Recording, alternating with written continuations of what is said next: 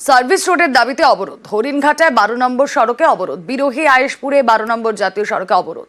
বিরোহী বাজার যাওয়ার কোনো সার্ভিস রোড নেই। প্রশাসনকে জানালেও কোনো কাজ না হওয়ার দাবি। সার্ভিস রোডের দাবিতে অবরোধ চলছে। ছবি দেখাচ্ছি আপনাদের। হরিণঘাটায় 12 নম্বর সড়কে অবরোধ। একাধিক মানুষের 4 বছর নিত্য দুর্ঘটনা আমাদের সঙ্গে দাঁড়িয়েছে। 12 নম্বর জাতীয় সড়ক অবরোধ করে বিক্ষোভ। সার্ভিস রোডের দাবিতে অবরোধ স্থানীয়দের, সেই ছবি দেখছেন আপনারা। নদিয়ার হরিণঘাটা থানার অন্তর্গত বিরোহী আয়েশপুরে 12 নম্বর জাতীয় সড়ক অবরোধ করে বিক্ষোভ স্থানীয়দের। কথা বলবো, রঞ্জিত প্রতিনিধি রয়েছেন আমাদের সঙ্গে। রঞ্জিত, আমরা দেখছি পথে বসে তারা অবরোধ বিক্ষোভ চালাচ্ছেন, কি তাদের দাবি? দেখো, এই যে 12 নম্বর জাতীয় সড়ক আগে ছিল 34 নম্বর জাতীয় সড়ক। কিছুদিন আগে কিন্তু কোথাও 4 লেন কোথাও 6 লেনের রাস্তা সম্প্রসারণ করে নতুন রাস্তা তৈরি করা হয়েছে। নতুন নাম হচ্ছে 12 নম্বর জাতীয় সড়ক। এবং সেখানে যে বিরোধী যে এলাকা, সেখানে তার যে সার্ভিস রোড যে দাবি করা হচ্ছে, যেটা অভিযোগ এখানে আগে সার্ভিস রোড ছিল না, আগে সিঙ্গেল রোড ছিল।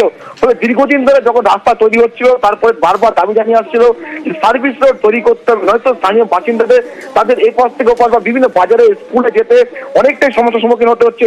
বেশ কয়েকটি দুর্ঘটনা ঘটে, বারবার জানানো সত্ত্বেও কিন্তু প্রশাসন কোনো ব্যবস্থা নেয়নি, এমনটাই অভিযোগ। যার ফলে কিন্তু দীর্ঘক্ষণ তারা 12 নম্বর জাতীয় সড়ক অবরুদ্ধ করে রাখে, যার ফলে দীর্ঘ রাস্তা কিন্তু যানজটের শিকার হয় এবং কিন্তু যানজটের ফলে কিন্তু একাধিক গাড়ি দাঁড়িয়ে পড়ে। ফলে প্রশাসনের তরফ থেকে বারবার যে আশ্বাস বোঝানোর পরেও কিন্তু স্থানীয় তারা অনড়, জানানোর পরেও এখনো পর্যন্ত সার্ভিস রোড নেই। তার মানে তাদের অবস্থানে অনড়, তার কারণ তারা বলছেন প্রশাসনকে জানানো হয়েছে, কোনো কাজ হয়নি। কি তাদের বক্তব্য শুনি।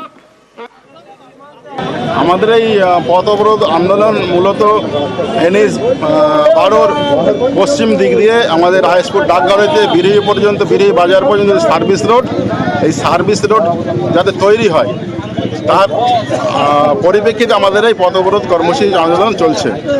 এই সার্ভিস রোড না হওয়া দরুন আমাদের রাস্তা পারাপার করতে গিয়ে আমাদের এলাকাবাসীর প্রাণহানি হচ্ছে। কটা থেকে শুরু করেছেন আন্দোলন? আজ সকাল 11টা থেকে আমরা আন্দোলন শুরু করেছি। কটা পর্যন্ত চলবে? যতক্ষণ না একটা সুরাহা একটা হচ্ছে ততক্ষণ তো আমরা আন্দোলন চালিয়ে যাব।